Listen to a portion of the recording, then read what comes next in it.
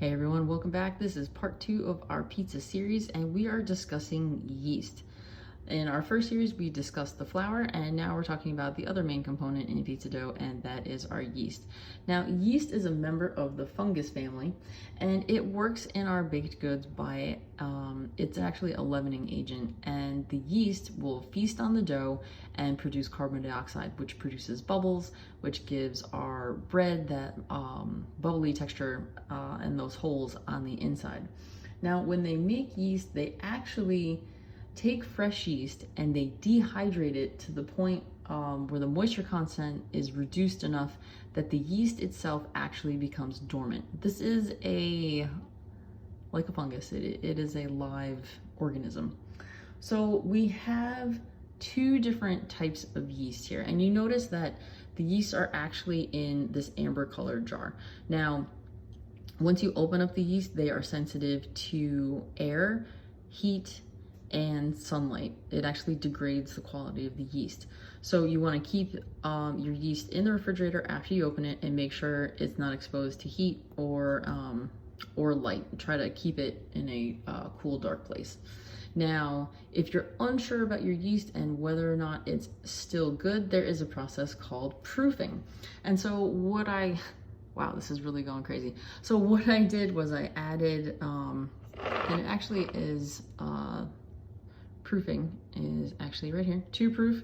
Stir in 1 teaspoon of sugar with your 2 1/4 teaspoons of yeast and a 1/4 cup of warm water. And if it rises to 1/2 cup, then you know that your yeast is still active. Clearly, this yeast is good and still very active. Now, there is a difference between active dry yeast and bread machine yeast. Now, there's many names for bread machine yeast. It is also called instant yeast or rapid rise yeast. If you see any of these names, which I think is why it's all on this container, they all pretty much mean the same thing. The rapid rise or bread machine yeast, it has enhancements into the yeast to make the yeast act faster and rise faster. So you don't have to let the yeast or your dough rise twice. If you're using just the original active dry yeast, you're gonna have to let your dough rise 2 times in order to get the same effect as using the bread machine yeast. Now, another important distinction is here on the back when they talk about their how you actually add the yeast to your dough. The original yeast, you have to add it to water in order to rehydrate it in order to make it work. The bread machine yeast, because it has those enhancements, you add it to the dry ingredients and then add your liquid to your dough. If you add this to the water first, you're actually degrading the enhancements and you're gonna have to let it rise twice, and it essentially becomes the same type of yeast as this yeast here. So another thing that I've noticed too is that with the original yeast,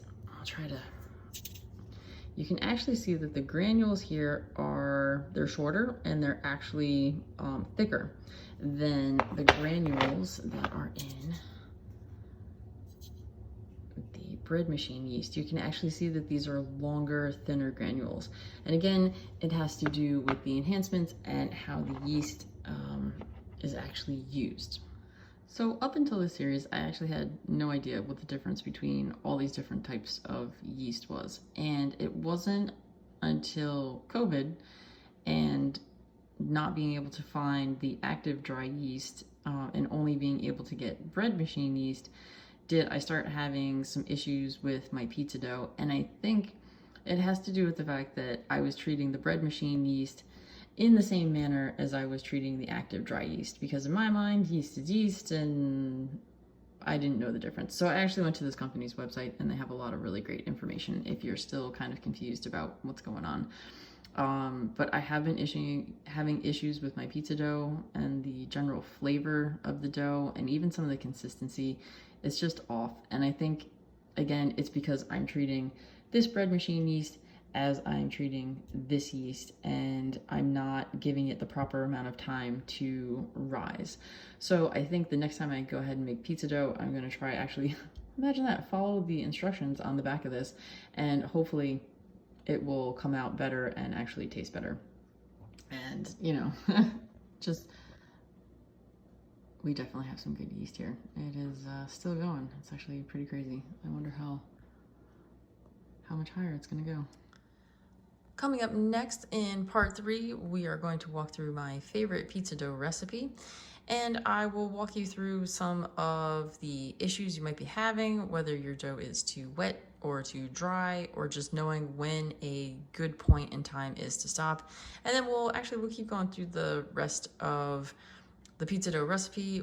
I'll have some tips and tricks that I've managed to find along the way, and hopefully you will be on your way to making amazing dough.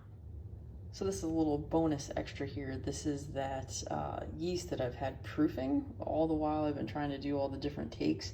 So you can see all the different bubbles, all the different carbon dioxide. This is a huge bubble of carbon dioxide. So I'm just gonna actually go through and, oh wow, scoop, and you can see all the different bubbles. That's all carbon dioxide. That's the yeast feeding on the sugar. Oh, it just popped. Wow. So just imagine all of that going on within your dough. That's fun. And by the way, this smells amazing. Oh my gosh, this smells like fresh bread, and it's just really cool. It kind of reminds me of blowing bubbles in chocolate milk. So, but anyway, so yeah, this is kind of what's going on inside your bread.